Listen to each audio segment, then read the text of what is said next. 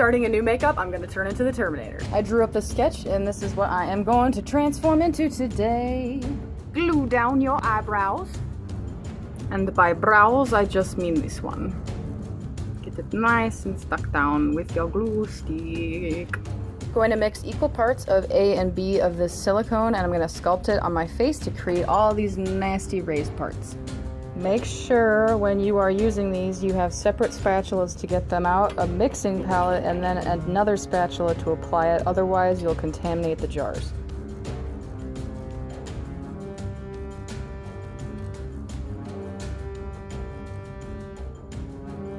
Alright, I have successfully made all the melting metal on my face and chest and arm, and now I'm gonna wait for it to dry before I dash it with some powder just to take away the shine and stickiness. Alrighty, let's draw in all the robot pieces, shall we?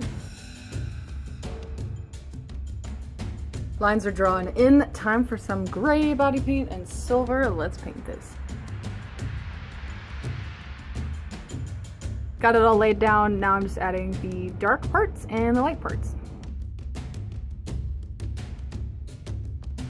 Alright, so I made all of the little mushy bits of the metal going around just with like layering grays and whites. Restarted the shoulder. This is the mechanical joint I decided to make because the reference photos are a little hazy. But I'm going to detail the arm now.